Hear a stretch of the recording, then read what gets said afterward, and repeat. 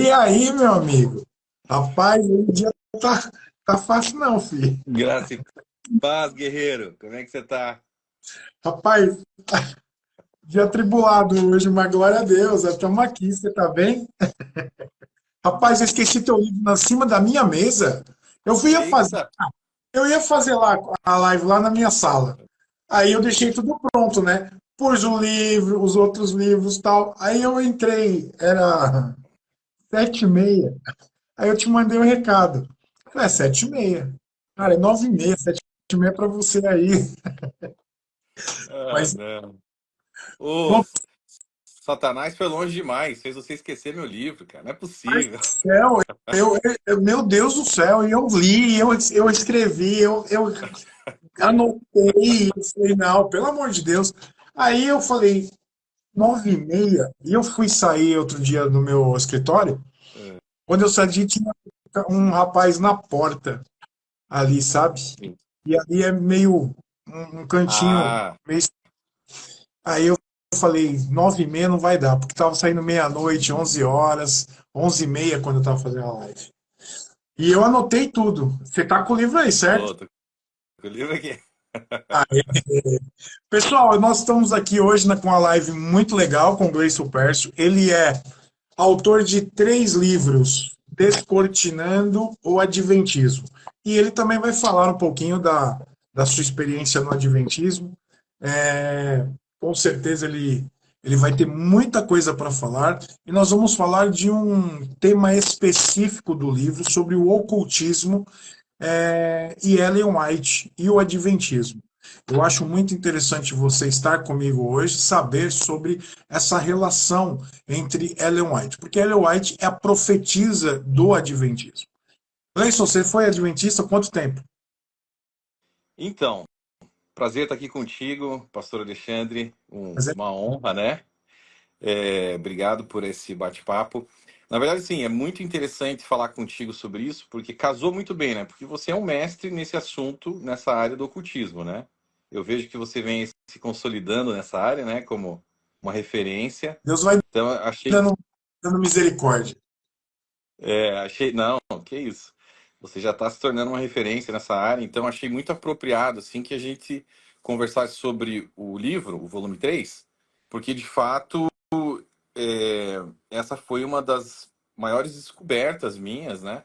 Quando eu fui fazer a pesquisa para esse livro, foi exatamente essa questão do ocultismo, né? A ligação do ocultismo com o adventismo, que era algo que eu achava a princípio que não existia, tá?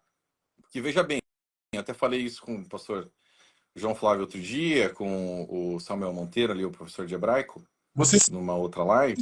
você citou isso no capítulo também, que você não você estava saindo do Adventismo e você não tinha se atentado para essa questão.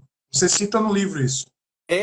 Eu já tinha, por exemplo, eu já tinha começado a escrever o volume 1 e essa questão surgiu para mim. Eu tinha visto algumas pessoas falarem sobre isso, ou seja, já tinha sido liberto, né, do adventismo, e essa questão surgiu, mas eu pensei, cara, não pode ser, entendeu? Não é possível.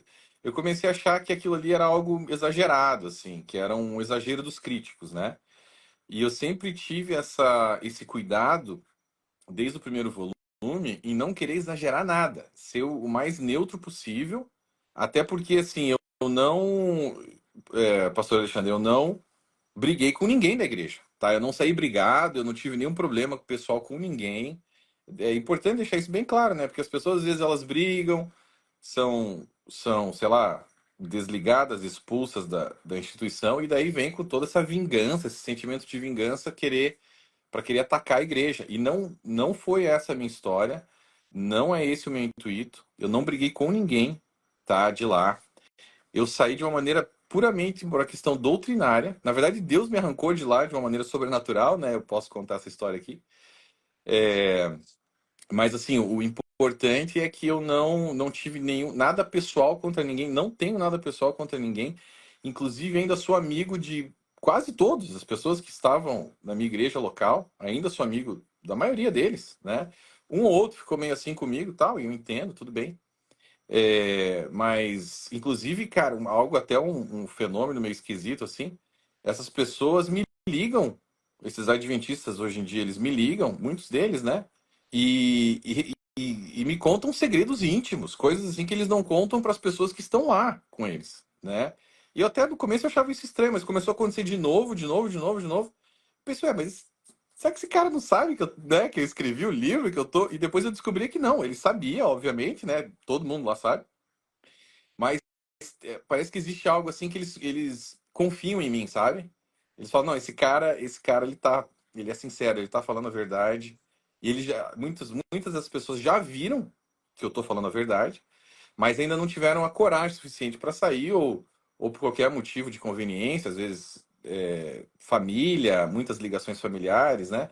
Questões culturais, questões até de relacionamento de negócios, profissionais, a pessoa não quer romper, né? Totalmente, porque não quer ficar descoberta nessa área. E eu entendo, é um processo, né? Então, mas eu achei interessante isso. Mas assim, então é importante deixar isso claro. Eu não estou fazendo isso com nenhum sentimento de vingança. Não estou fazendo isso para ganhar dinheiro, tá? Os livros, como eu já falei outro dia ali com o pastor João Flávio, pelo contrário, é uma grande dor de cabeça, né? A gente investe, investe, investe e não tem muito retorno. Imagine um livro desse, de 544 páginas, né? Não sei se a pessoa que está assistindo aí consegue ter uma noção. Eu, eu, eu Eu lembro tô... da Barça quando eu vi esse livro. Cara, o mais interessante no livro, Gleison, eu parabenizo você, que você trouxe referências bibliográficas. Então, tudo tem referência bibliográfica, não saiu da sua cabeça, não Exato. saiu aqui que você acha. Você cita ali situações, como, por exemplo, a gente vai ver hoje o olho que tudo vê, você traz fotos, né? Você traz aquela questão do cordão verde, do guia espiritual que a gente vai estar falando também, que é um cara que, sabe, leva a Ellen White para Jesus. Você está de brincadeira. Quer dizer, Exato. ocultismo puro, né? É, E a é. cor também verde, também, depois a gente vai falar também, tem um significado importante nas religiões ocultas, as religiões orientais, afros. Então, o que que acontece essa questão? Até a própria ligação com a natureza, que, entre aspas, bate ali um relacionamento com os elementos da natureza, a deusa e o deus da própria Wicca. Parece que tudo aquilo é uma loucura quando você vê tudo. Comecei a ler e falei, meu, como é possível? Além do relacionamento da maçonaria. Uhum, claro que a gente também vai falar hoje.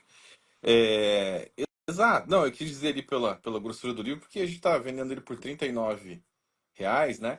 E assim, se você conhece um pouco de livro, você sabe, isso aqui, esse livro aqui me custou 30 e poucos reais. Então não paga quase nada, assim, e não é por isso que a gente está fazendo, né? Com certeza não. Tudo, né, É, Gleison? Quanto tempo é, você demorou para fazer? Porque você tem três livros. O primeiro, você fala sobre a teologia praticamente no geral, né? Aquilo que você engloba do Adventismo. O segundo livro, você fala sobre o sábado. E é isso. repleto de informações, é muito rico teologicamente ali, e eu parabenizo você. E o terceiro é sobre o Ellen White, quer dizer, é, vem o quarto aí, não? Não, não, esse encerrou. É porque assim, a gente buscou abordar os três pilares do Adventismo, né? Que é exatamente o juízo investigativo, que é o que a gente explica ali no volume um. A gente explica toda a questão do movimento milerita, como que ele se formou, né? E como que o desdobramento dele acabou dando origem à Igreja Adventista e a outras seitas também. E é muito interessante também a gente falar sobre isso, porque Guilherme Miller, ele era maçom, grau 33 e grão-mestre, né? E a gente vê ali várias, no livro vocês vão entender isso, mas tem várias conexões entre as seitas e a maçonaria, né? As Sim. seitas pseudo-cristãs modernas. Então é bem interessante conectar tudo isso daí.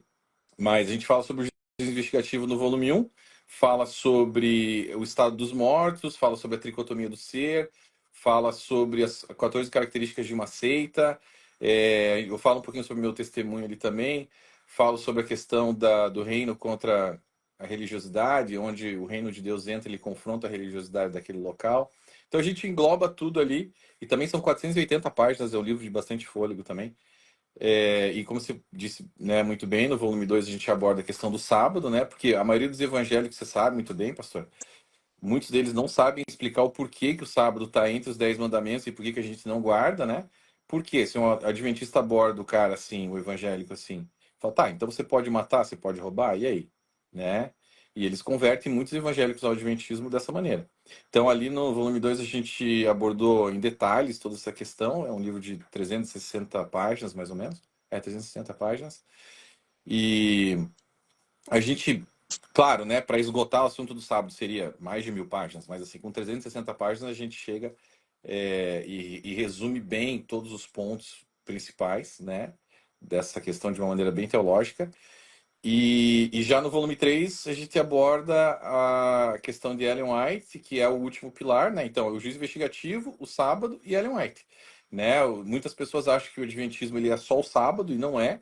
O juízo investigativo, na verdade, é a espinha dorsal, a doutrina principal da igreja adventista, é o juízo investigativo, apesar de que a maioria dos adventistas não conhece essa doutrina direito, a maioria dos pastores não consegue nem explicar essa doutrina, mas ela foi a razão de existir da igreja adventista e ela que segura, né, de uma maneira mais ali nos bastidores, ela que segura a instituição, a razão de ser da igreja, tá?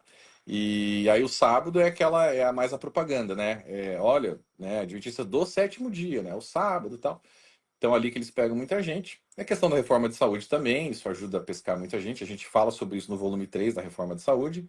É, E, claro, né, englobando toda a visão de Ellen White. Então, assim, a gente eu creio que é uma obra bastante completa. Se você unir as três, não é porque é minha, mas assim, não existe nada parecido no mundo, nem no Brasil, nem no mundo, quando Não? você une as três coisas, né?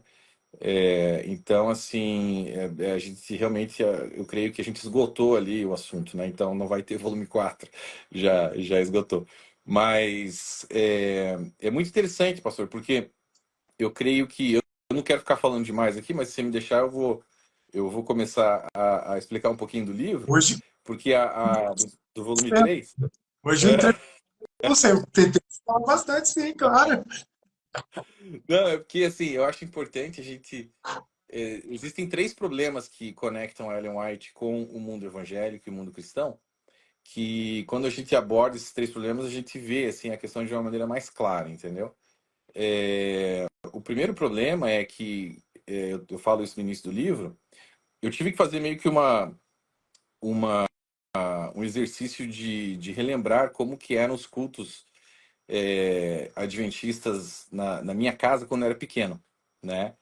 Para que eu pudesse... Boa noite, Luciana. Para que eu pudesse exatamente, enfim, relembrar como que eram esses cultos e o que que acontecia neles. Então, para quem não conhece muito bem o Adventismo, os cultos adventistas funcionam assim. Toda sexta-feira à noite, a gente chama de fazer o pôr do sol. A gente vai fazer o pôr do sol. O que que é fazer o pôr do sol? É a gente se reúne, né, ao cair do sol ali, pôr do sol, de sexta-feira, porque para o adventista o sábado se inicia na sexta-feira à noite, né? Sim. Então, e ele termina no sábado à noite. Então, assim, a gente na sexta-feira à noite a gente se reunia, cantávamos hinos adventistas, né? E líamos ali um ou outro versículo da Bíblia, uns dois, no máximo três.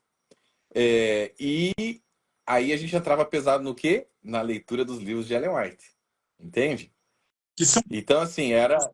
49 livros, mais ou menos 40, os 49. 49 livros, exatamente. 5.000 E artigos, a, 49 livros.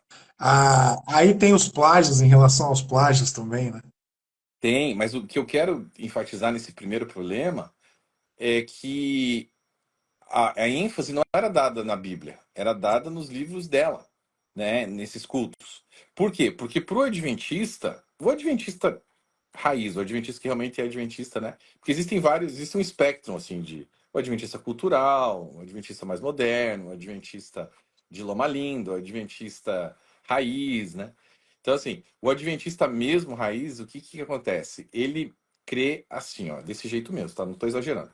Ele crê que o Espírito Santo inspirou a palavra de Deus, que é a Bíblia, né? Tudo bem. Mas ele também inspirou os escritos de Ellen White, né?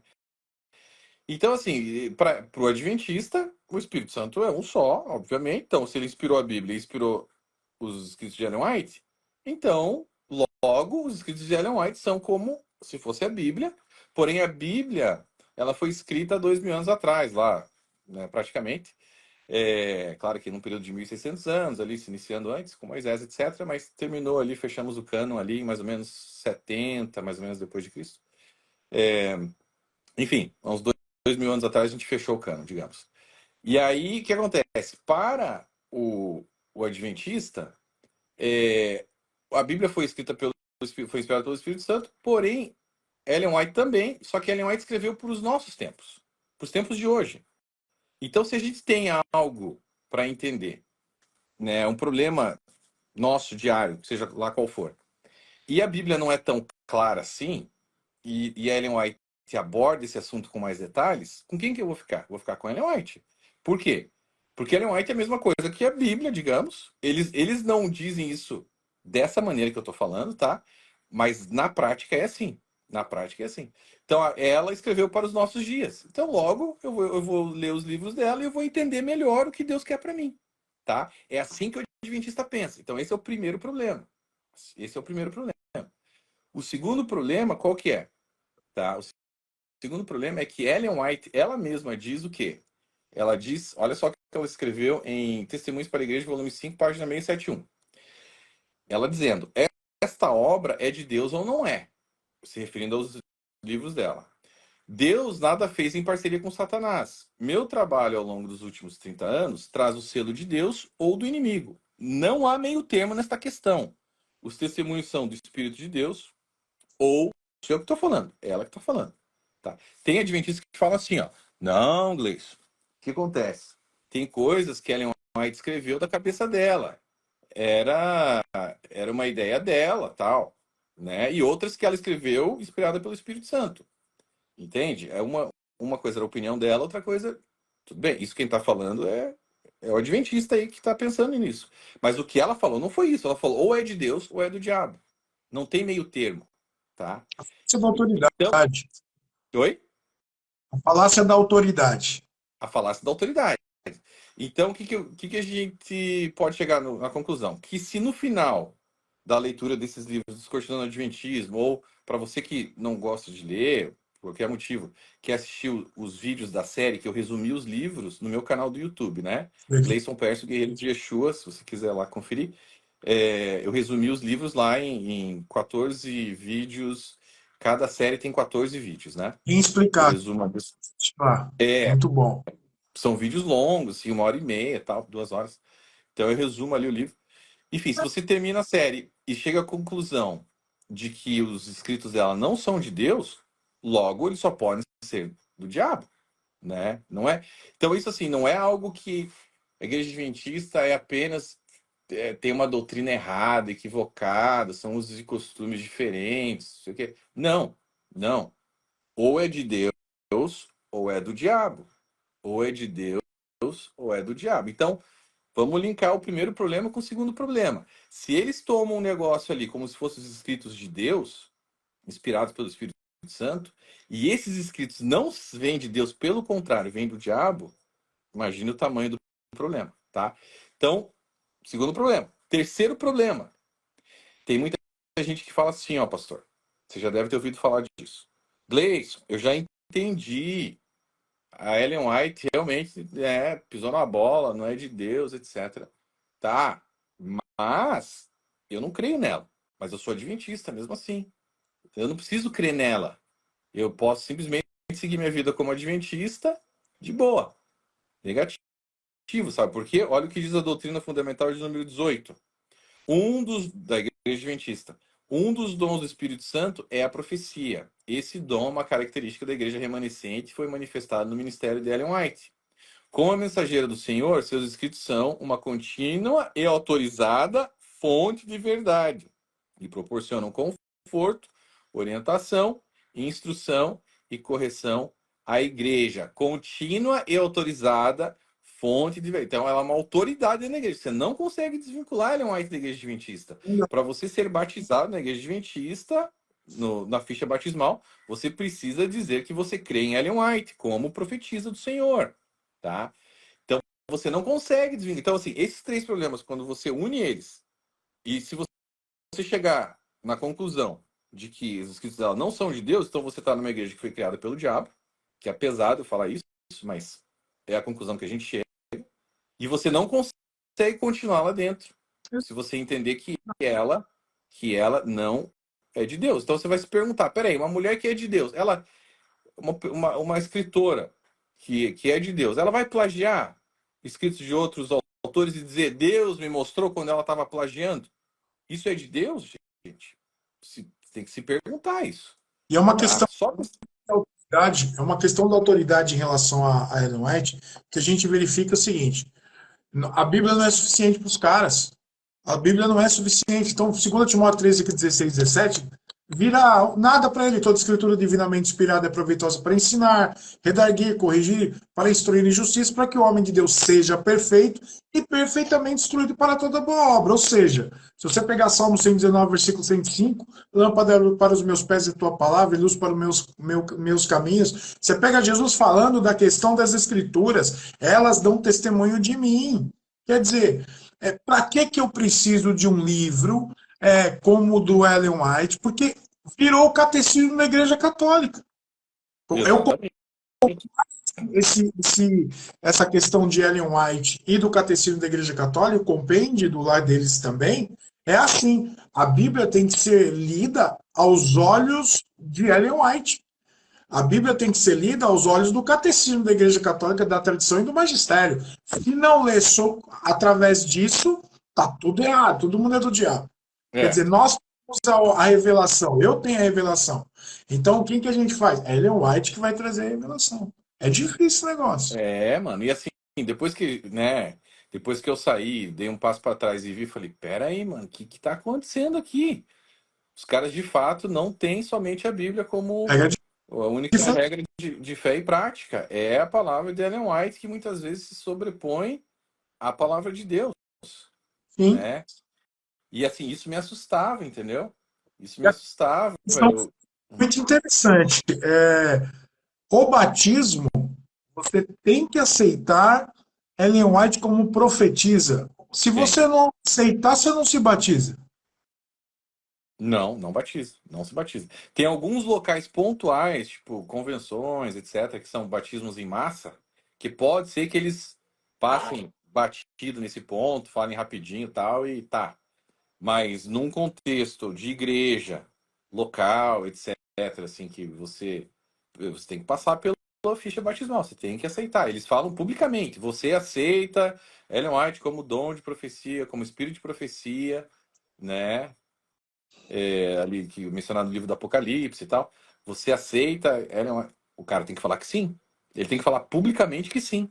Quer dizer, se falar não, então dá licença, você pode ir embora. Nunca aconteceu, eu, pelo menos nunca vi, né? Mas se ele falar não, é capaz do cara parar e falar, bom, então não tem batismo, entendeu? Os caras estão preparados, tem o catecismo que eles fazem e falam assim, ó, você tem que aceitar Ellen White, tá tudo bem, os livros são esses, a leitura bíblica é através desses livros e você precisa fazer alguma coisa. Cara, É, oi? quanto tempo você ficou lá? Eu fiquei 25 anos. 25 anos. 25 anos. Eu, Saiu sozinho ou saiu com mais alguém da família? Ou só você era adventista?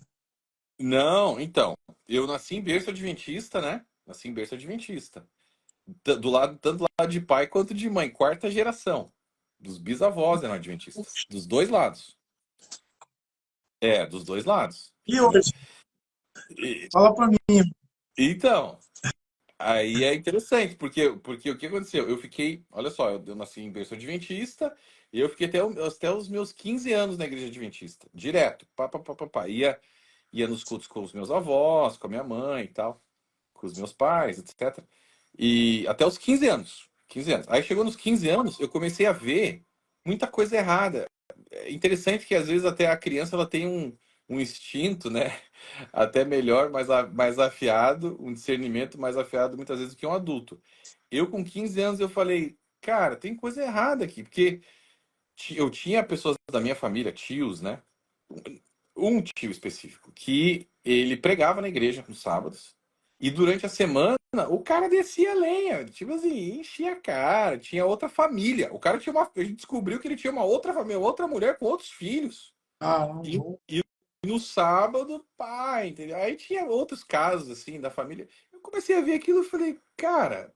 Aí, tudo bem, a gente não, né, não pode se impressionar com casos pontuais, mas era muita gente que fazia a mesma coisa, entendeu? Aí eu vi aquilo ali e falei, não, tem uma coisa errada aqui. Eu não tô vendo coerência. Saí da igreja. Com 15 anos eu saí. Fui pro mundão, já era roqueiro, montei uma banda de rock lá, lancei os CDs, não sei o quê. Fiz faculdade de Direito, inclusive sou seu colega aí. É, e me formei e tal, tudo mais. E aí, fora da igreja. Fora da igreja, tá? E aí, com 32 anos, eu resolvi voltar para a igreja. Aqui já nos Estados Unidos eu resolvi voltar, estava sentindo falta de Deus na minha vida. Eu conectava a igreja adventista, mesmo vendo tudo aquilo quando eu era pequeno, eu conectava, era a única igreja que eu conhecia. Então eu falei, não, tem que voltar para Deus, vou voltar para qual igreja? Igreja adventista, era a igreja que eu conhecia. Meus pais, meus avós, todo mundo. E ali o pessoal, né, torcendo, orando para que eu voltasse. Todo mundo adventista, tá? Toda a família adventista. Voltei, me batizei na igreja adventista e entrei de cabeça. Entrei de cabeça, fiquei até os meus 40, quase, 40 e quase 42 anos. E, e aí, o que aconteceu? Fazia de tudo. O que eles me pediam, eu fazia. O que tem para fazer? Tocar no louvor? Ser líder de louvor? Bora. Líder evangelista? Bora. É para pregar? Vamos pregar. Professor de escola sabatina? Vamos. Líder de construção de igreja? Vamos. Entrei de cabeça. Tá, abraçava tudo, engolia tudo. Pá. Levei um monte de gente para a igreja adventista. Um monte de gente. Para os tanques batismais ali. E, boa. Eu achei que eu tava na igreja remanescente de Deus. Era até. Tá tudo certo aqui. A vida tava bonitinha, alinhadinha, né? Cara, o que aconteceu? 2017, 2018, final de 2017, início de 2018, eu tive uma crise espiritual. Eu comecei a ver que tinha uma coisa errada, porque eu não conseguia vencer alguns pecados. Eu tinha problema com a pornografia, não conseguia vencer. Eu falei, meu, eu não tenho força espiritual, o que que tá acontecendo? Aí chegava pro pessoal ali da igreja e falava, irmão, o que está acontecendo? Eu dou o dízimo, eu guardo o sábado, eu leio o livro da Ellen White. Por que eu não consigo vencer esses pecados? E eu não estou conseguindo sentir Deus. O que está acontecendo? Aí o pessoal, não, no mundo tereis aflições, irmão. Você está fazendo tudo certinho, fica tranquilo, né? Você está aí lendo Ellen White, você está guardando o sábado, tá tudo certo. Você vai direto pro céu sem pedágio, fica tranquilo. Eu falei, não estou sentindo que esse negócio está certo. Entrei em contato com um amigo meu no Brasil, que era meio canelinha de fogo, meio pentecostal. Falei, irmão, o que tá acontecendo aqui? Aí o cara assim, né? O cara já deu a rajada, né? Falou, ó, irmão, é o seguinte, Deus já me contou, já me falou aqui, você tá no meio de uma batalha espiritual, você vai fazer o seguinte, você vai acordar às 3 horas da manhã por 60 dias e você vai orar por 1 hora, tá? Pelo menos 1 hora, e põe aí um louvor aí enquanto você estiver orando, porque você está no meio de uma batalha espiritual. Cara, você vai sentir Deus depois disso. Fica tranquilo. Esse é o caminho. O que acontece? Esse cara, ele sabia que eu estava numa seita, mas ele não queria, ele foi muito sábio. Ele não quis me falar de cara. Então ele falou: não, eu vou fazer esse cara ter um relacionamento com Deus. Quem vai contar para ele vai ser Deus, não vou ser eu, entendeu? E aí eu falei: não, não, tudo bem. Ele falou: mas não, cara, você tem que fazer por 60 dias, tal, né? Sem parar. Eu falei: não, beleza, vou fazer. Nem pensei duas vezes, falei: vou fazer. Mal eu sabia que seria bem difícil acordar às 3 horas da manhã por 60, mas fiz, né? E não era pelos 3 horas da manhã, etc. Apesar que pode ser que exista algo espiritual nesse horário, ou talvez não sei exatamente. Tem gente que fala que sim, tem gente que fala que não. Mas, para fins práticos, era um horário que estava todo mundo dormindo em casa, estava tudo tranquilo. E eu podia me concentrar, né, nessa questão de orar e falar com Deus e tal. E, cara, na primeira semana eu já senti toda a diferença. Já senti o Espírito Santo me guiando, falando comigo e tal. E foi um mover sensacional, assim. Eu acabei abrindo 2 grupos no WhatsApp de 60 pessoas em cada grupo para orarem comigo nos últimos 15 dias. Grupo de clientes, de amigos, outro grupo de igreja, tal. O pessoal entrou em oração, entrava às 3 horas da manhã comigo, orava comigo. E aí a gente viu um mover assim fantástico. Eu ainda era adventista, né? pessoas que estavam com problemas de drogas, quebrando esse problema, pessoas que estavam se separando, acabaram voltando, casais, etc. Foi um mover lindo, assim. Eu falei, nossa, esse negócio que funciona, né? Agora eu tô. Olha só. E aí Deus me deu um sermão para entregar para a igreja. Em duas madrugadas escrevi o sermão, entreguei quando acabou ali os 60 dias.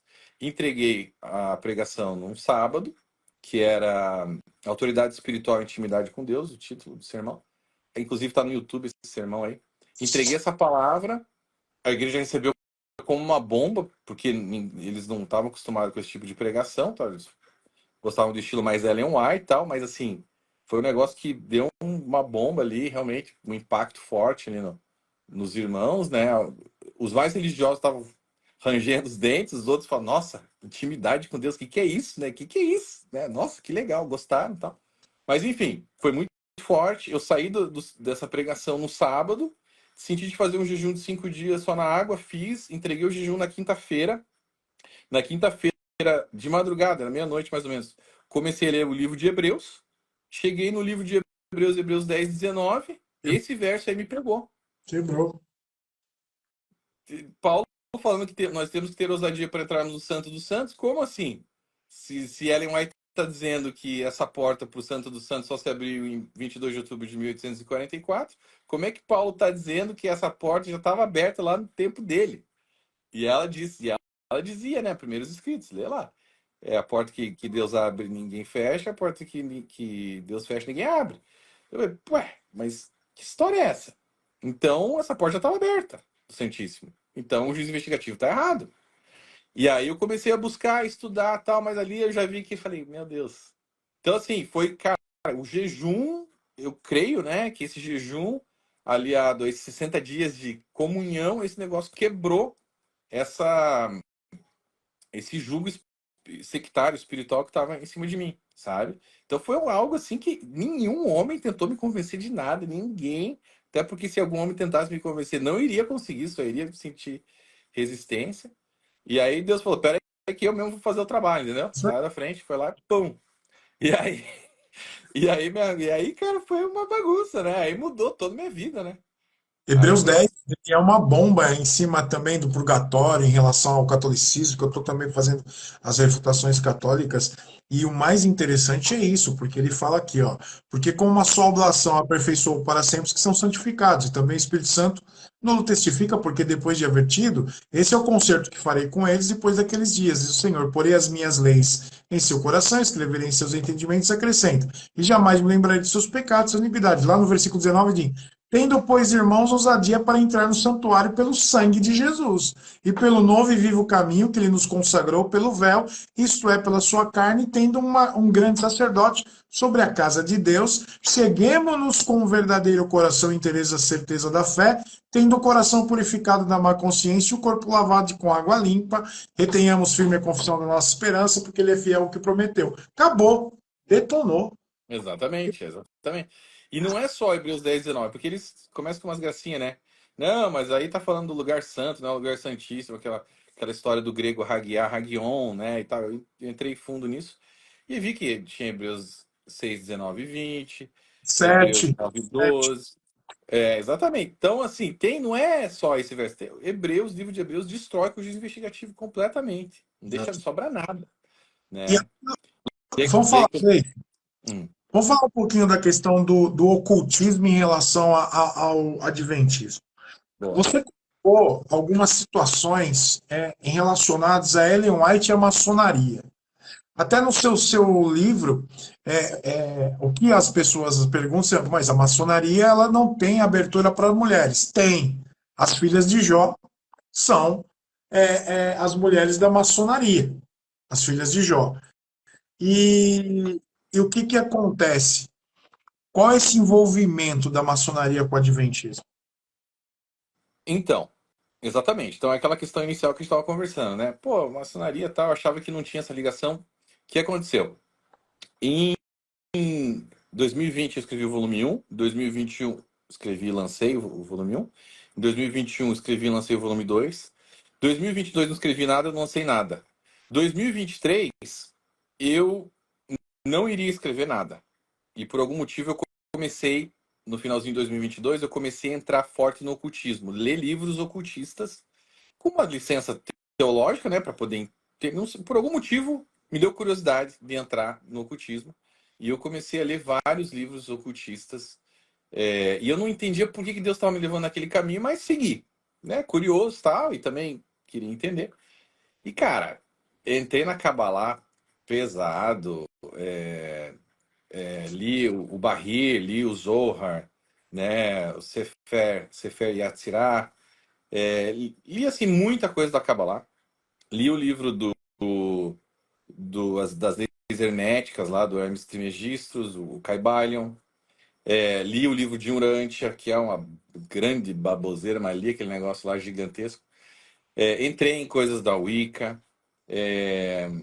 Li, cara, muita coisa do Hélio Couto, que é ligado mais à física quântica e tal. Ele tem umas coisas meio esquisitas ali, mas li também.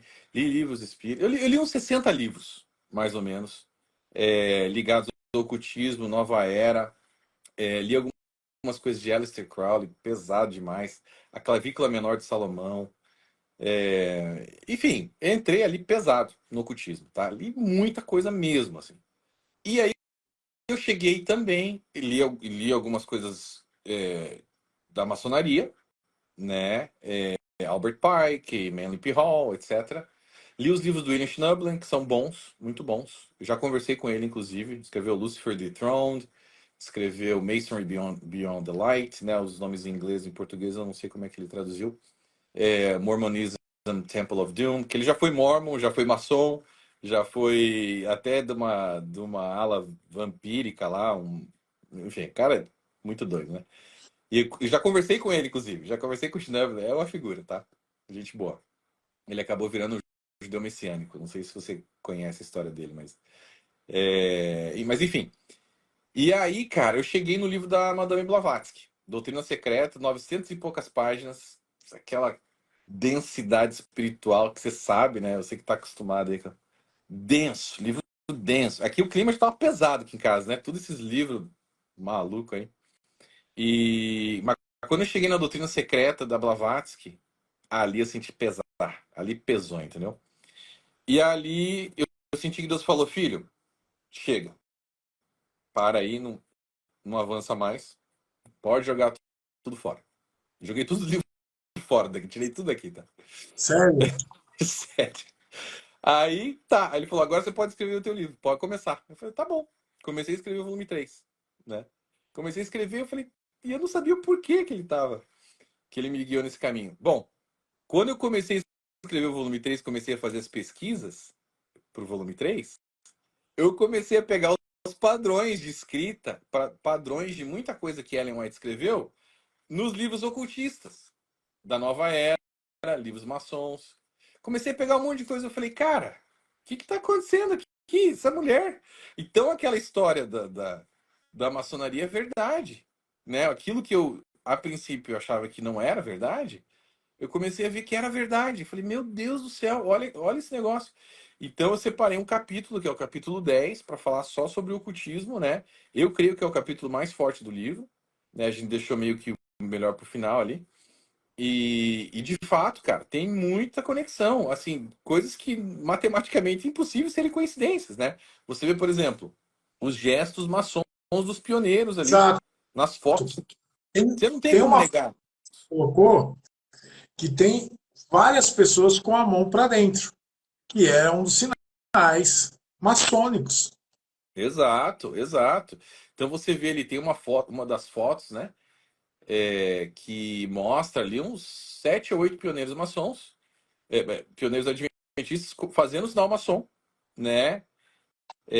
Do grau 3, grau de mestre maçom, mestre do segundo véu, aquele sinal é do grau 3, né? Você vê fotos de Ellen White fazendo sinal de companheiro maçom, que é do grau 2, o Edson White fazendo sinal de mestre maçom, do segundo véu. Você vê do rito escocês antigo e aceito, né? Você vê, por exemplo, James White, que o nome dele em português, Thiago White, fazendo um sinal maçom já do rito de York, que já é um sinal de cavaleiro templário, que é um outro rito de York, é um outro rito, né? Ou seja, ele já era um cavaleiro templário, ele já estava lá em cima, o James White, né? Então, assim, isso tá tudo, cara, registrado, comprovado, tá lá as fotos, você não tem Com como foto, negar. com Oi? foto, não tem o que falar.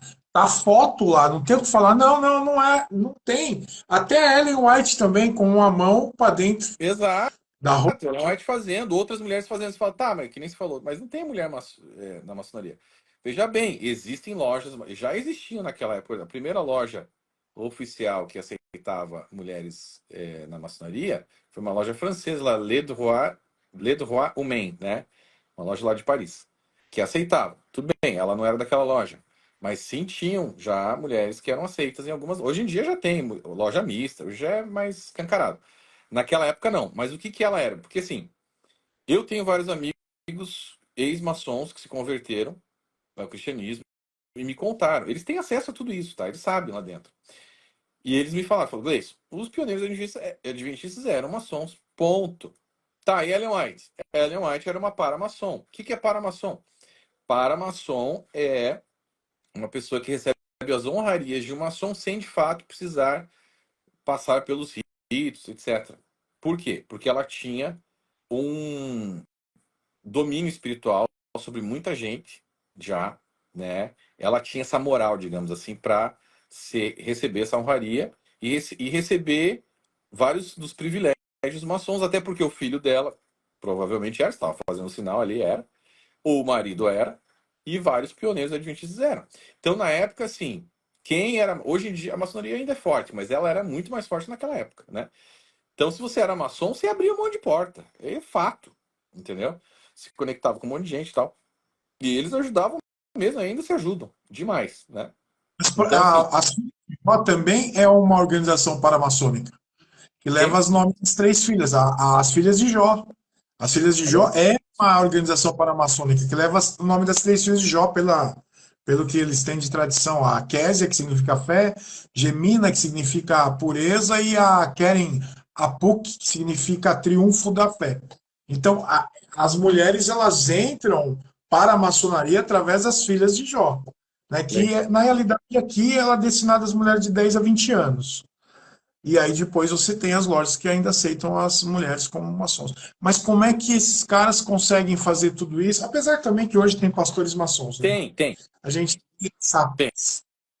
coisa. Tem muito pastor maçom e de fato tinha já antigamente até em várias instituições, não só na Adventista. Aí você vai falar, tá, então você vai, né, criticar aí os pastores batistas, da Assembleia, etc. Cara, não é essa a questão. A questão é que ela publicamente era contra a maçonaria. Ela Exato. dizia, ela dizia que era do diabo. Ela dizia isso. Você entende o problema? Então, assim, porque isso que vocês precisam entender, gente, tá? Era uma máscara. A coisa toda ali era uma farsa, né? E você fala, tá, mas não, mas isso era uma coincidência. Eles estavam com frio, então eles colocaram a mão assim, acho que devia estar. Ou era algo assim, meio chique na época. Fazer. Tá, então é uma coincidência. Então tá bom. Então, então me diz o seguinte: é uma coincidência também que ela colocou um obelisco maçom no túmulo dela? Com o olho de Horus. O olho de que tudo vê na litografia que ela criou com James White, que é o desenho que tá lá em Loma Linda, que o pessoal pode ver ali, é, criado por eles, os termos e as expressões maçônicas usadas por ela nos livros dela, como você bem disse, o olho que tudo vê, o Gadu, o grande arquiteto do universo. Pelo amor de Deus. Esse termo E não pode procurar, meu irmão. Não existe na Bíblia. É um termo maçom. não, o olho que tudo vê na realidade é o olho de Horus. De Então, Horus. representa a onisciência, o poder de proteção, ou seja, ou você acredita que Deus é onisciente, porque são os atributos incomunicáveis de Deus, ou você acredita no Gadu, ou você acredita no olho que. O Horus era um filho de Osíris, que era considerado um deus mais antigo do Egito. E aí o que acontece? Os egípcios eles criaram um olho dizendo que assim, ó, os meus deuses são oniscientes. Eles veem todas as coisas. No entanto, o caixão do faraó ele tinha desenhado os olhos. Aquelas pinturas que eles fazem de par de olhos dentro do caixão do egípcio é para que o faraó, após morte, consiga ver o mundo dos vivos. Quer dizer, para que tenha contato com o mundo dos vivos. Então, o símbolo egípcio, que é totalmente pagão, é totalmente diferente daquilo que Deus falou para o povo. Ó, vocês vão sair aqui do Egito, vocês deixem as coisas lá de lá. Eu vou levar vocês para uma nova terra, vou levar vocês para um novo lugar, e vocês deixem todo esse paganismo para lá. Esse é o Uhum, ponto. exatamente. É uma questão de louca quando você vê aquele obelisco no túmulo lá. E ainda vai falar assim, não, mas isso aqui tá tudo bem. E o mais interessante, que é a história da mitologia da questão do olho de Horus, é que Horus, ele teve seus olhos furados, arrancados, né? Em uma batalha com o tio Sete. Né? O tio dele lá era bonzinho pra caramba. Matou os Tio, dois. vem cá que eu vou te arrancar o seu olho aqui. Aí ele tem um outro cara que se chama Tote, que ele cura os olhos de Horus. Só que é um símbolo protetor. Ou seja, você tem frequentemente amuletos com olhos de Horus, você tem peças pequenas, você já tem situações e virou um amuleto, um protetor. Como é que uma cristã, entre aspas, que se diz cristã, que tem o espírito da profecia, coloca um negócio desse no túmulo? Exatamente. Ah, um outro livro ocultista que eu li também é, na época, As Tábuas de Esmeralda de Tote, que você acabou de mencionar aí, Exato. que é um outro livro ocultista. É até bom não falar alguns outros livros, porque são muito pesados, o pessoal vai querer ler, e não aconselho que entre nessa seara aí se não tiver bem protegido, porque é pesado. Mas sim, tá tudo conectado, entendeu? Então você vai vendo essas conexões, você vê a conexão com a maçonaria, você vê a conexão com o cultismo, essas expressões. Você vê a questão do sonho do cordão verde, né? Então, vamos O sonho do falar cordão. do cordão É, verde, pessoal. Deixa eu colocar você, pessoal, você que está sintonizado com a nossa live. O Gleison, ele escreveu um livro chamado Descortinando o Adventismo, volume 13. Tem 3 volumes. Vale a pena você ter os 3. Você quer conhecer o que é adventista? Você quer conhecer como o adventista crê? Quem é a pessoa mais importante no adventismo? Quer conhecer a profetisa Ellen White? Você tem que ler esses livros, porque é uma Barça teológica. É muito bom em relação a isso. É bom demais e cada livro tem muito conteúdo, mas muito conteúdo mesmo. glória a Deus. E eu li sobre essa questão do cordão verde que dava a possibilidade de ela entrar em contato com Jesus É, exato. através de um guia espiritual. É. Então, qual que foi essa história? Tá? De fato, ela teve um sonho, uma visão. Ela falou que a primeira visão dela, inclusive. Ela era novinha, ela tinha 17, 18 anos. E ela tinha um problema assim de autoestima, ela tinha uma autoestima muito baixa. Ela achava que ela não ia ser salva, nem a pau. Não ia ser salva, nem ia ser salva. Ela tinha muito medo assim de se perder e ela tinha essa questão do perfeccionismo. Ela tinha que ser perfeita para ser salva. Isso ela trouxe para a igreja adventista depois como líder, né, da igreja. E isso a gente sente até os dias de hoje aí na igreja adventista, essa questão do perfeccionismo e tal.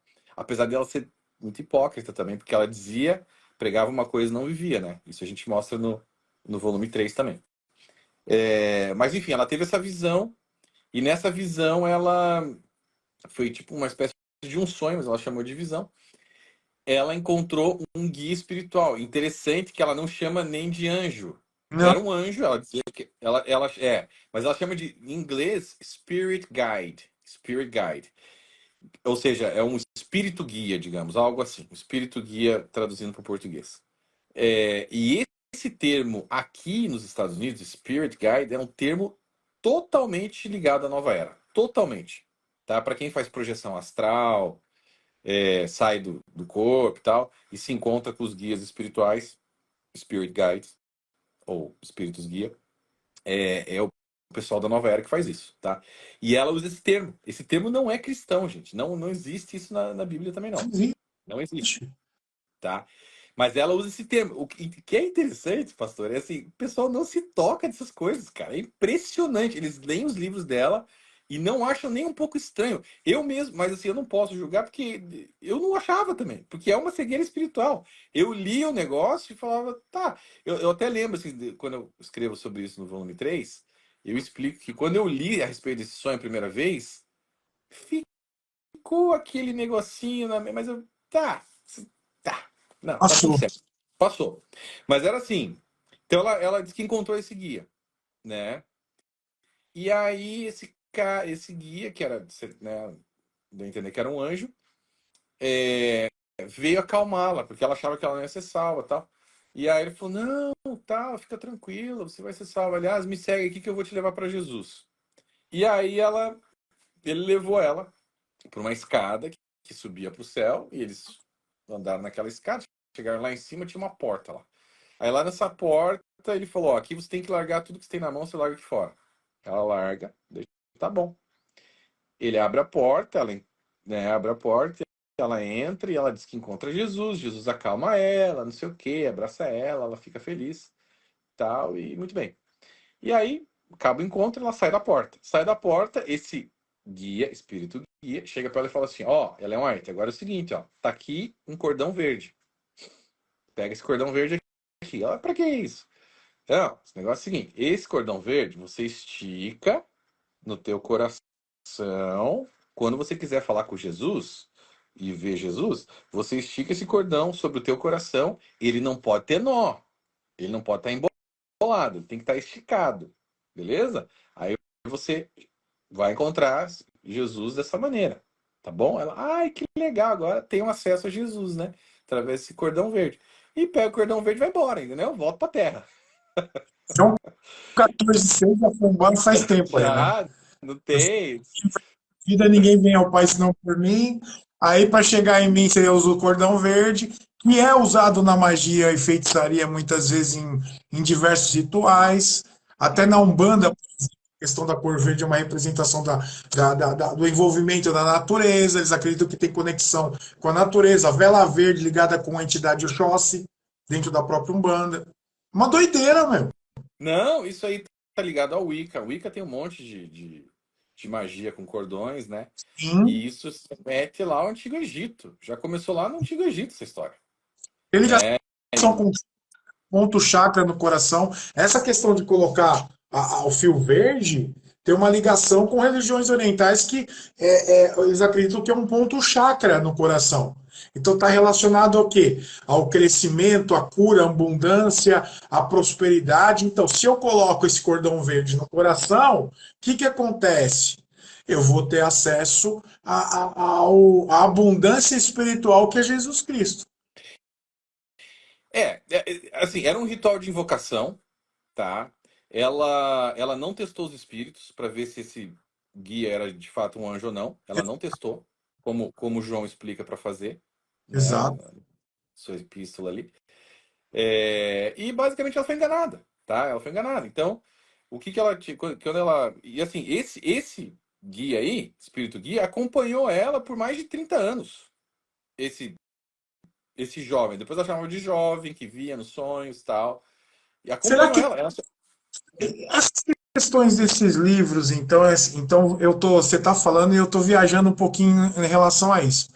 Quando Kardec ele escreve os livros, uma das posições de Kardec e a frustração de Kardec é que ele nunca foi médium.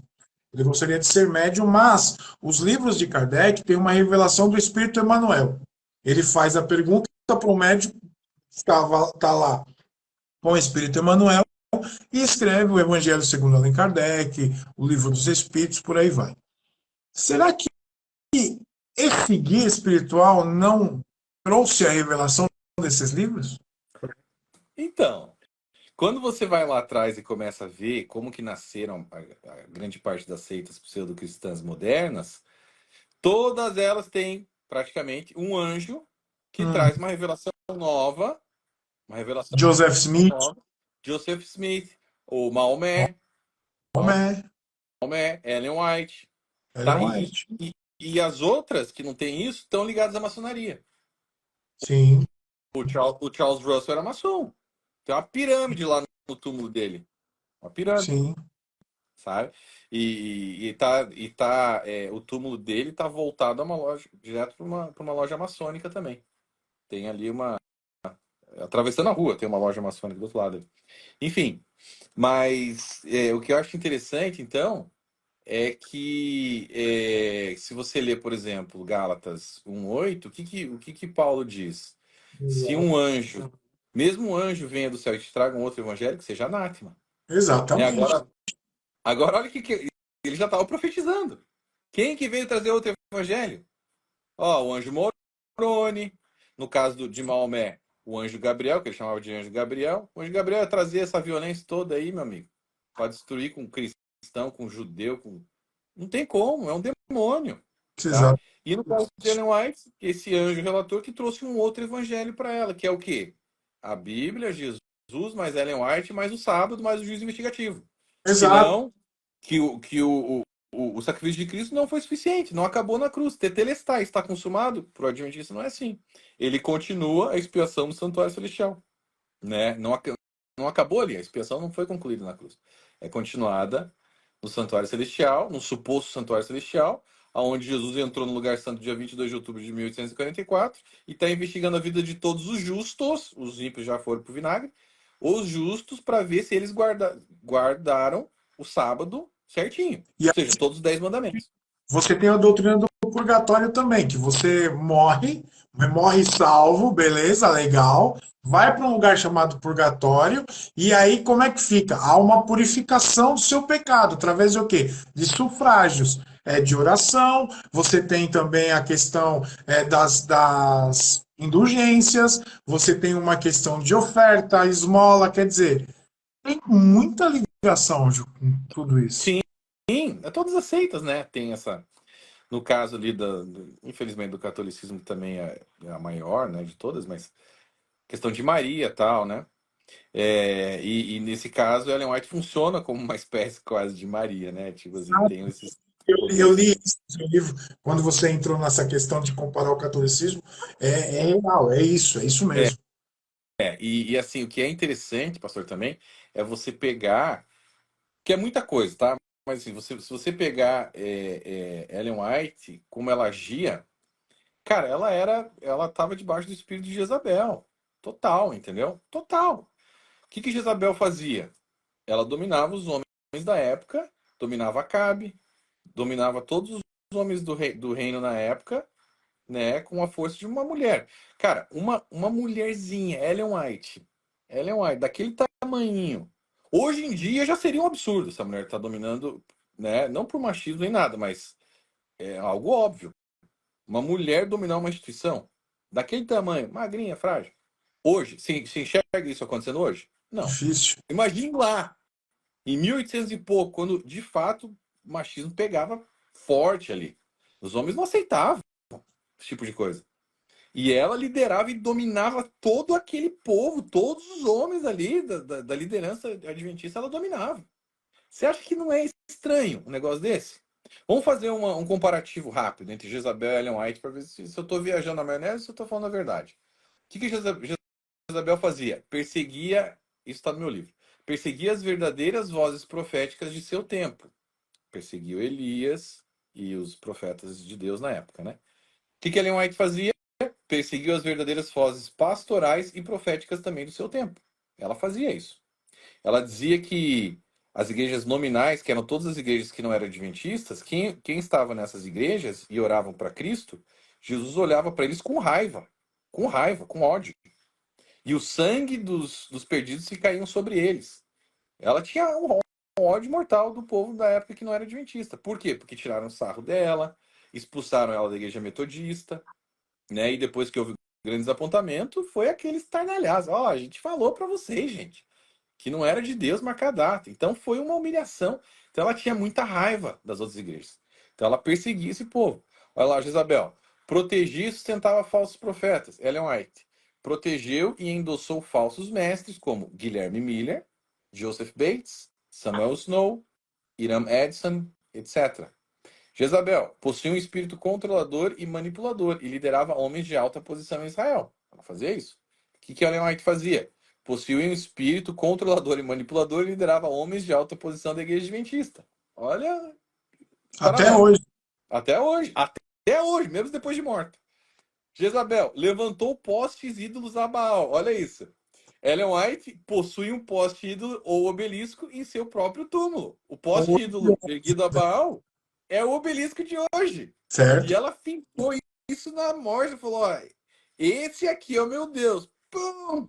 E ela não vem dizer que isso foi colocado depois. Isso aqui. Ela autorizou isso antes de morrer. Ela E, autorizou e tem um esse relato obelisco. no livro que você cita, a autorização. Ela autorizou isso. Tá lá, tudo escrito. É, Jezabel levou o povo de Israel a falsos ensinos e a idolatria. Ellen White levou e ainda leva o povo cristão a falsos ensinos e a idolatria. Idolatria dela mesma, idolatria de anjos, dizendo que o arcanjo Miguel é o próprio Cristo, etc. Jezabel levantou falsos testemunhos sobre Nabote, levando-o à morte para ardilosamente tomar a sua vinha. Ellen White levantou falsos testemunhos sobre denominações genuinamente cristãs para ardilosamente tomar os seus membros para si e para a instituição adventista. Proselitismo. Total. Jezabel deturpou a religião judaica, levando muitos à falência espiritual. Ellen White deturpou a religião cristã e o verdadeiro evangelho, levando muitos à falência espiritual. Jezabel afugentou e amedrontou um dos maiores profetas bíblicos de todos os tempos, o profeta Elias. Ellen White afugentou e amedrontou grandes homens de Deus de seu tempo e ainda nos dias de hoje, por serem politicamente corretos e terem medo de expô-la por quem ela de fato é uma falsa profetisa, líder de uma falsa religião. Muita gente fica com medinho, não quer falar politicamente correto e tal, mas sabem que ela é e foi uma falsa profetisa. Jezabel teve como seu algoz o nobre e corajoso guerreiro Jeú, que finalmente a exterminou e estipou seu espírito idólatra e manipulador do reino de Israel. Ellen White terá como seu algoz nobres e corajosos guerreiros cristãos que finalmente não mais tolerarão o seu ignóbil espírito controlando e manipulando os filhos de Deus.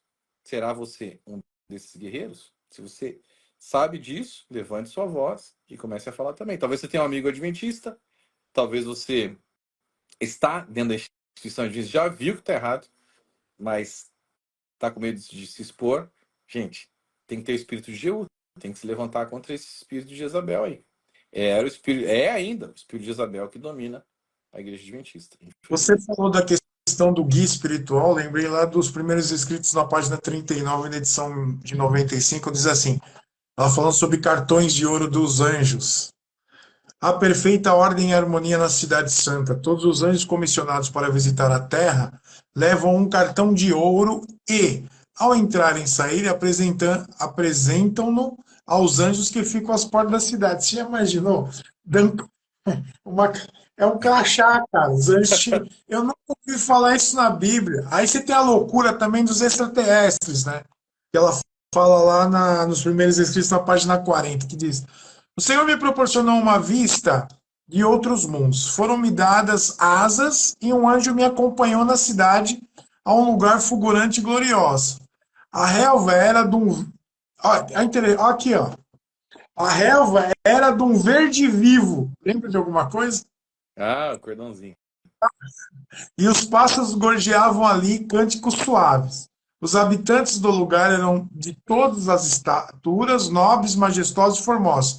Ostentavam, expressavam a imagem de Jesus, o semblante irradiava santa alegria, era a expressão da liberdade. Perguntei a um deles por que eram muito mais formosos que o da terra. A resposta foi: vivemos em estrita obediência aos mandamentos de Deus. A questão aqui da questão de colocar o sábado, né?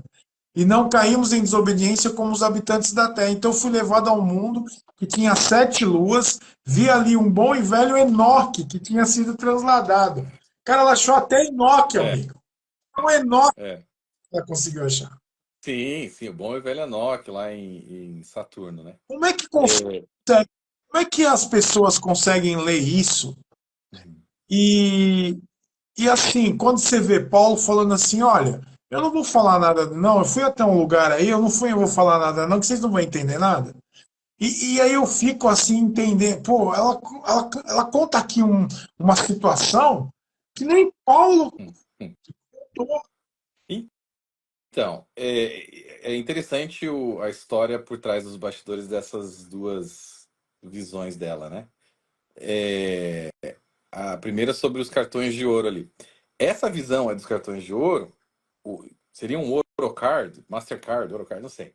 Né? Cara crachá, os anjos entrando ali. Né? Aí era Tá. o Green Card. Green Card. Que acontece? É, ela plagiou essa visão de um outro profeta da época, chamado William Foy. Eu coloco isso no livro. Exato. Esse cara, ele era um profeta lá da época, né? Talvez um falso profeta também, provavelmente, né? Pelo que o cara escreveu. E ele já era conhecido no circuito e tal, e ela gostava muito dele. Ela ia nos cultos dele e ficava maravilhada quando ele tinha as visões e falava das visões dele lá pro povo. E aí, olha que interessante. Ela começou a se projetar como uma profetisa nessa época, logo em seguida que ela conheceu esse William Foy, tipo um ano depois. E o cara ouviu falar que ela estava se projetando, falou: Ah, vou lá ver, né? A mulher está se projetando como profetisa e tal, quero ver o que está acontecendo.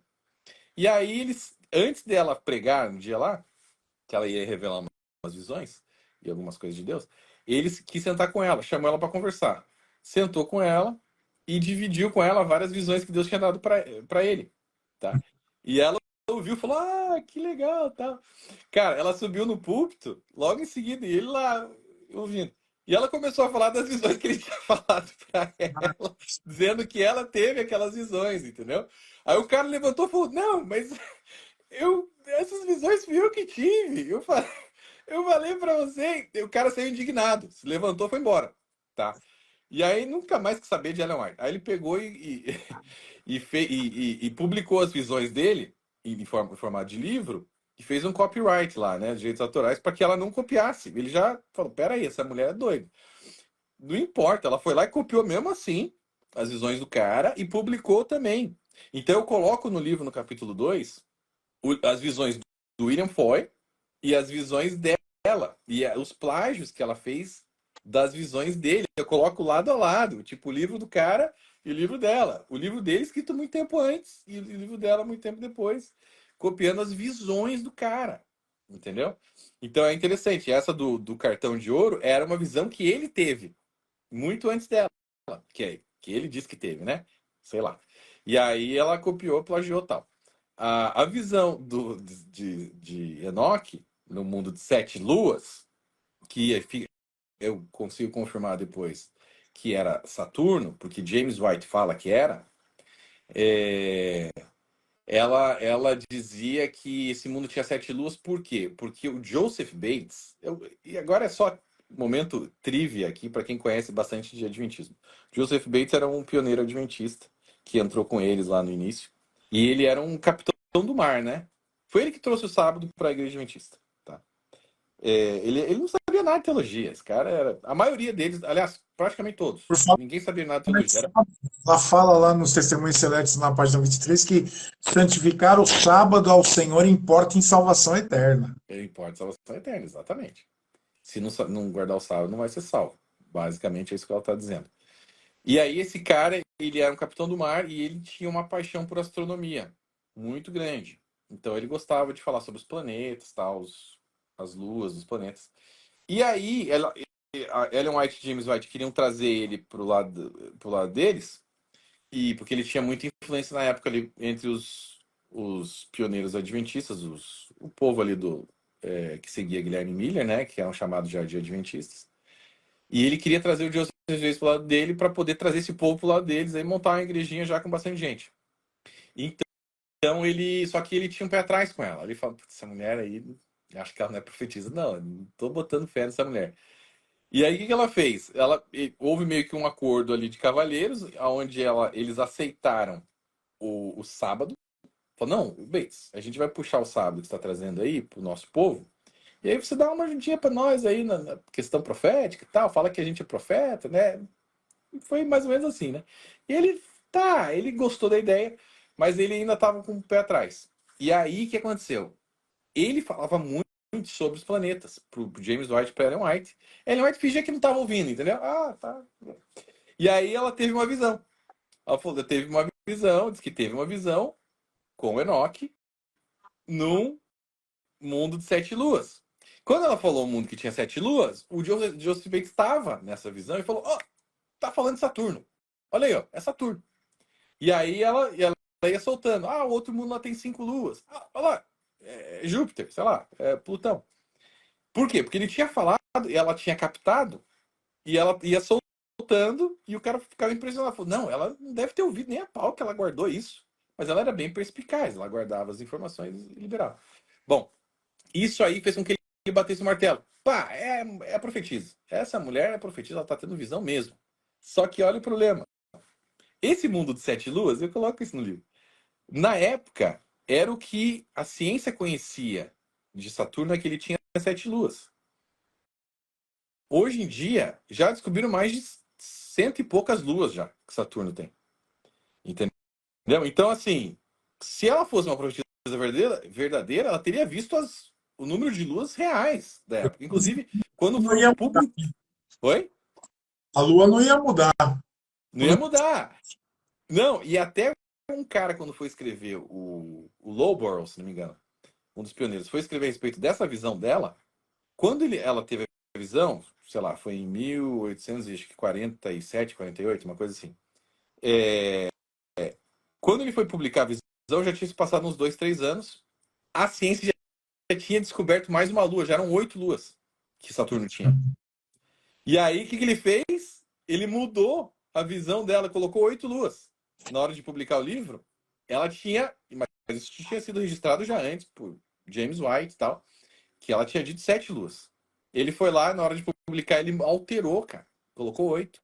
E aí foram descobrir outras luas. Pá, pá, pá, pá. Então, assim, é interessante, né? Só um detalhe dessa visão aí.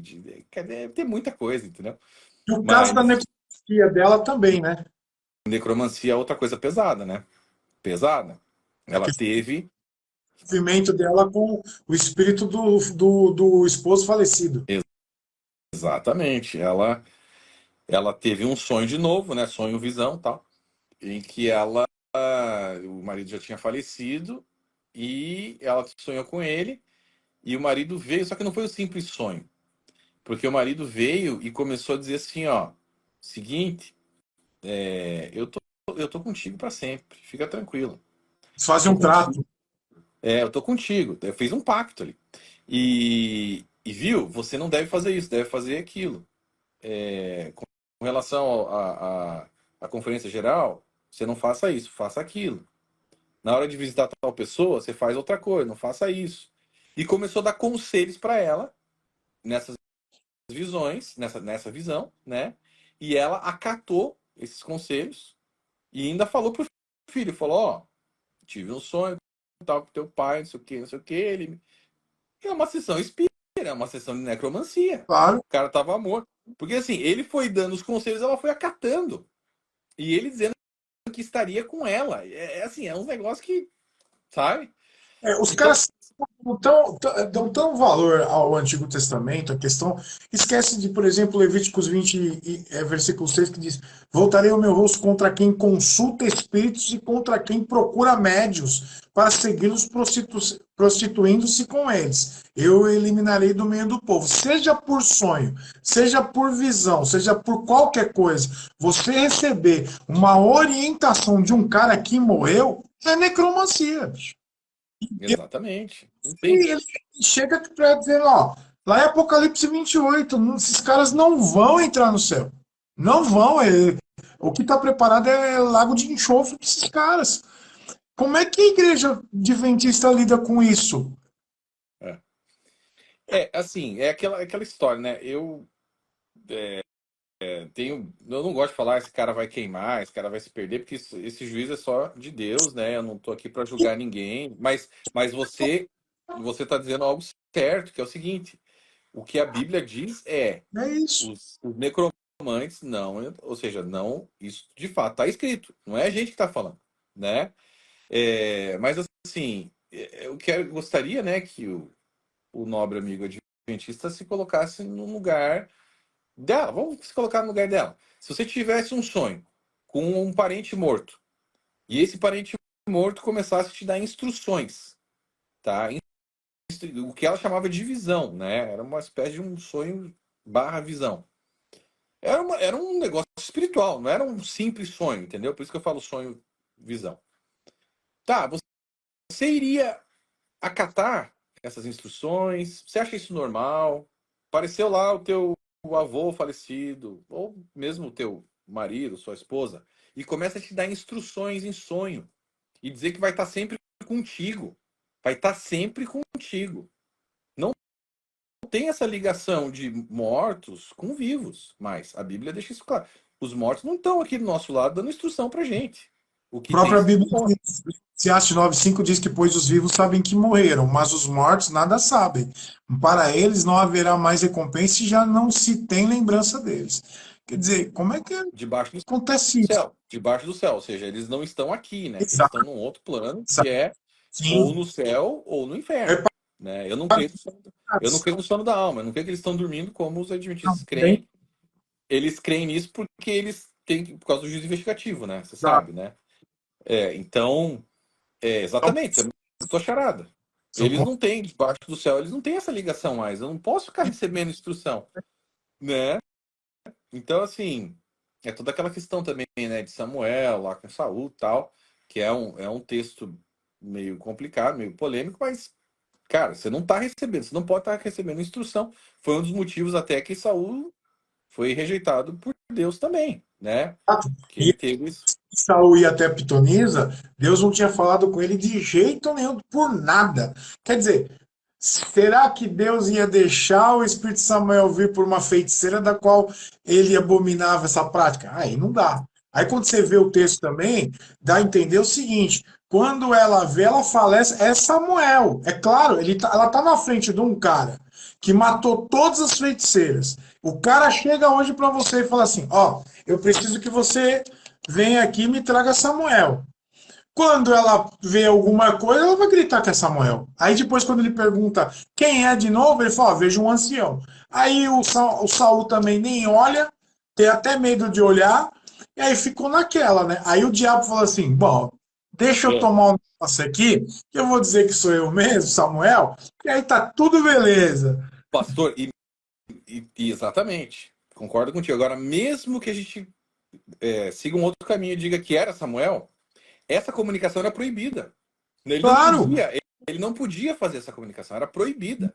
Não tá? era Samuel, mas mesmo que fosse, porque tem alguns teólogos até que acham que era, né, meio estranho, mas tem. Então essa comunicação era proibida. Deus isso é necromancia. Então Exato, assim, mesmo que ela estivesse falando que não era, né, não era, era um demônio, mas que ela estivesse falando com o marido, ela não poderia estar se comunicando com ele. não, Não poderia. É proibido por Deus, né? Então, peraí. Então tem muita coisa errada. De qualquer jeito que você olhar a situação, tá errado, né? E é contra o que Deus, enfim, deixa claro na Bíblia. Então, assim, é muita coisa, pastor, sabe? Então a gente só, né, deu umas pinceladas aqui, porque tem muito material, mas a gente nem entrou na questão das heresias, né? A gente não entrou na questão dos devaneios totais. Parte deles foi essa viagem na maionese aí. você assistiu o Tá vídeo só dela? Eu acho que tá na. Eu acho que no YouTube tem um vídeo dela. Tem Ah, uma. A história delas. Tem uma hora que elas têm, têm umas coisas loucas que eu falei, meu, como assim? Parece que, sinceramente, eu lembrei dos cultos neopentecostal, cara. Não é possível. Ela sim, levantava a Bíblia assim pro alto, colocava a mão e ela sim. falava assim, para com isso. Não, Pra que isso, isso gente? aí também é muito interessante, porque e agora também um parênteses aqui, a mulher que atuou nesse filme era uma atriz pornô, não sei se você sabia. Não. Também não tô julgando, mas escolheram uma atriz pornô pra fazer. É estranho, né? É estranho. É, é estranho, tá? Mas assim, o que acontece? Nos cultos, se você pegar o capítulo ali que fala sobre a Israel Daimon, né, que foi o culto da noite de Atkinson, que foi um culto que o Israel Daimon acabou sendo preso, houve um rebuliço lá.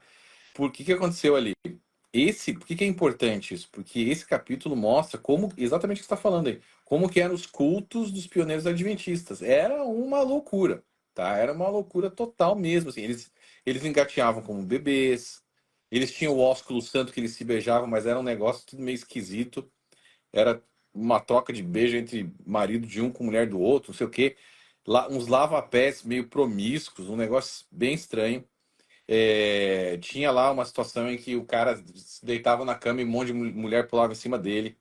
Eles se engatinhavam e um ia batendo com a cabeça na traseira do outro. Era uma loucura o negócio. Ela tinha um apelido na época de imitação de Cristo. Imitação de Cristo. Então, ela, aí o cara falava, né? A imitação de Cristo, uma mulher que se dizia profetisa, os relatos, né, das pessoas que estavam ali vendo a loucura. Ela se deitava no chão, ficava um tempo calada, daqui a pouco ela levantava e falava: Eu tenho uma profecia para você. Aí apontava o dedo de uma pessoa e falava: Você precisa se batizar hoje, senão você vai para o inferno.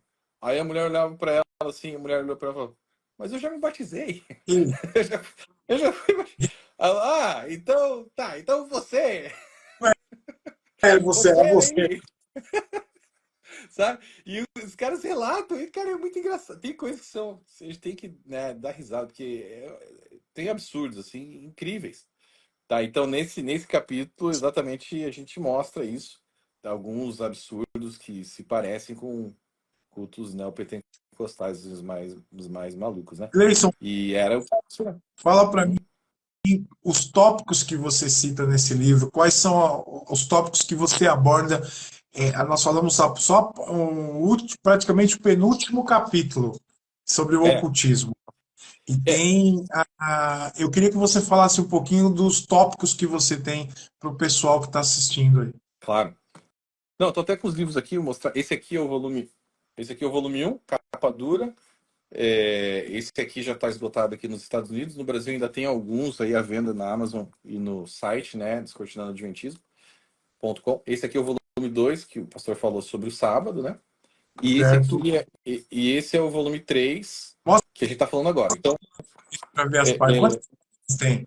Mais de 450. o volume 3 é É, 544. 544. exato. É. Então, assim, o que a gente tem aqui? A gente tem no primeiro capítulo, a gente fala sobre a biografia de Ellen White, quem foi Ellen White. A gente passa pelo trisavô, bisavô, trisavô, tataravô, pentavô, vai lá em cima e desce explicando tudo o que aconteceu com ela, a pedrada que ela levou no nariz, etc. Foi uma loucura ali. A comparação entre ela e Jezabel e a ligação dela com William Miller no primeiro capítulo.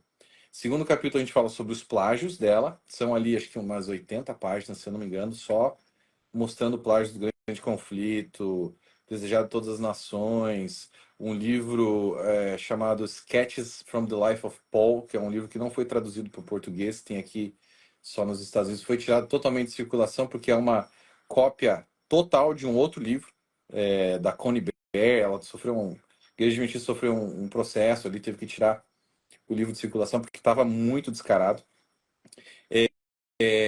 A gente fala sobre, que mais? Se não me engano, Caminho a Cristo, Plágio do Caminho a Cristo. É, tem muito plágio ali. A gente fala sobre vários livros plagiados nesse. A questão das visões, né? De William Foy, etc. Joseph Turner. Tem muita coisa ali. Aí depois a gente entra na questão das heresias. As heresias são muitas. Inclusive no, no vídeo, na série, ali no playlist do volume 3, a gente teve que dividir em dois vídeos, né? Parte 1, parte 2, para explicar as heresias, que foi bastante heresias. Depois a gente nem falou ainda das falsas profecias. Exato. Veja bem, toda uma igreja montada em torno de uma profetisa, que nunca acertou uma profecia. Irmão adventista, você não acha isso estranho? Que a igreja adventista gira toda em torno de uma profetisa que nunca acertou uma profecia. Então a gente mostra ali todas as profecias, assim, as profecias que a gente mais relevantes, a gente colocou ali, nenhuma delas acertou, mas ela não acertou nenhuma outra. Nenhuma profecia ela acertou, tá? É muito estranho, muito estranho. Então, a gente mostra, tá aqui, ó, ela profetizou isso, não aconteceu isso. Ela profetizou que algo iria acontecer, não aconteceu. Ela profetizou que algo não iria acontecer, aconteceu. Entendeu? Jerusalém nunca será reconstruída. Foi reconstruída. Falou que a Inglaterra iria invadir os Estados Unidos na guerra civil, não sei o quê. Não aconteceu. A Inglaterra nunca entrou em guerra com os Estados Unidos depois da guerra civil. Não aconteceu nada disso. Falou que ia dizimar o país. Não aconteceu. Então, assim, era uma atrás da outra. Ela só errava. Tá?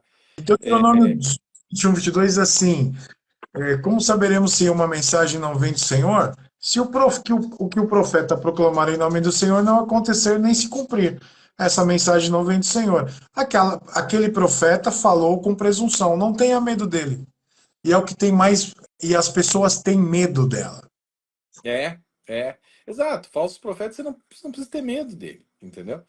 Dela, no caso, ou de qualquer um outro falso profeta. A Maria Bortoleto está dizendo: o adventista não conhece a história da igreja, isso é escondido da membresia. Verdade, não Verdade. conhece. Eles ficam sendo alimentados somente daquele negócio ali, né? Aquela água salgada, aquele pão embolorado ali. E eles não saem da bolha. Não saem da bolha, não conseguem ver a história como ela é. É uma história recontada de uma maneira que não aconteceu. É o que eles recebem ali. Então, assim, enfim, as falsas profecias, aí os devaneios, né? Outro capítulo fala sobre os devaneios. Outro capítulo fala sobre o Israel Daymon, nessa noite de Atkinson. Aí que o cara foi preso, houve uma loucura. Ela também teve problemas com polícia em casos de polícia em outras cidades. Teve casos de polícia na Austrália com outros adventistas por causa do decreto dominical, que eles achavam que ia sair o decreto dominical, uma loucurada ali. A gente fala sobre isso também. Que mais? A gente fala sobre a reforma de saúde, bem interessante a parte da reforma de saúde, que ela também plagiou, tá? A reforma de saúde de outros reformadores lá, bem mais antigos que ela. A gente fala sobre a hipocrisia dela, um capítulo falando só sobre a hipocrisia. Ela tinha um vício em ostras, ela pregava contra, né?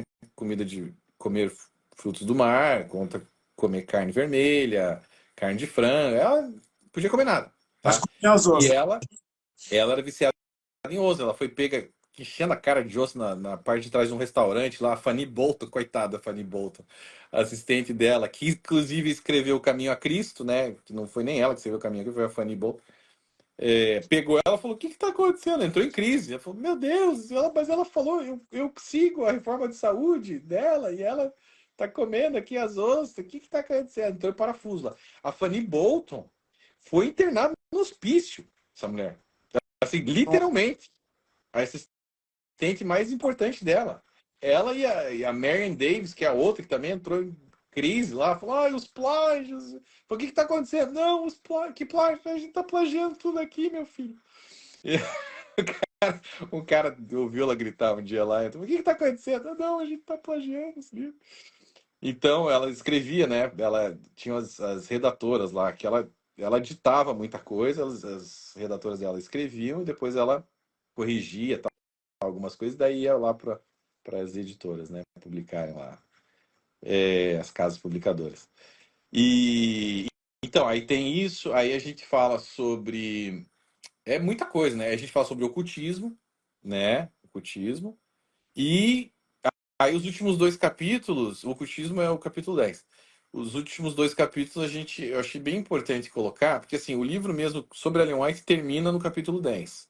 Aí no capítulo 11 e capítulo 12, a gente entra na questão de como o ex-adventista, o que ele deve fazer. O cara que já viu que está errado, né, que tem que sair mesmo, ou ele já saiu, o que ele deve fazer. Então ali a gente ensina pro cara como ele escolheu uma igreja agora para ele, o que ele deve fazer ali para ter uma intimidade com Deus, um passo a passo, né, para que ele tenha uma intimidade com Deus e não fique dependendo de instituição também, né, toda hora. Claro, você deve congregar, é bom que você tenha um pastor, que você possa, né, receber ajuda, conselhos, orações ali, mas que você não dependa disso, para que você tenha, se por qualquer motivo você for sair de uma outra igreja depois, lá na frente, você volta pro na verdade, não deve nunca sair do lugar secreto, né?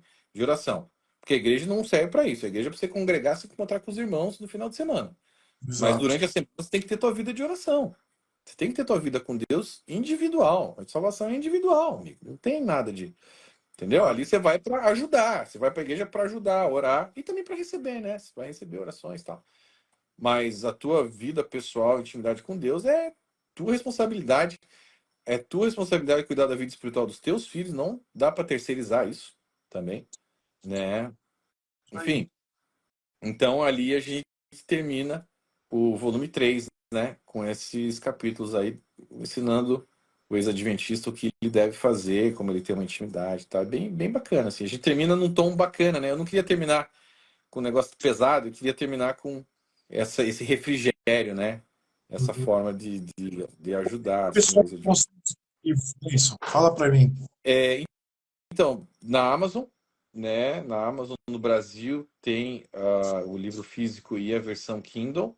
Nos Estados Unidos, o volume 3 só tem a versão Kindle, versão física. Eu tenho só alguns aqui em casa, já foram quase todos já foram embora. O volume 1 aqui nos Estados Unidos também esgotou. Volume 2 ainda tem alguns aqui na Amazon. No Brasil, Amazon e através do site descortinandoadventismo.com tem lá um combo bem bacana também com desconto, para quem quiser comprar os três juntos. Muita gente está comprando os três juntos, assim, né? Bacana isso. E, e é isso, gente. E, assim, a gente está encerrando, né, essa série aí dos três livros, né? Com o volume 3 para realmente munir o corpo de Cristo, né? Com essas informações. Serve para quem? Para o adventista? Claro, principalmente para o adventista. Mas e para o evangélico? Também para o evangélico, para ele poder se proteger contra as falsas doutrinas e poder ensinar outras pessoas. Olha, não caiam nessa por causa disso, disso, disso. O irmão católico. Também irmão católico. O espírita.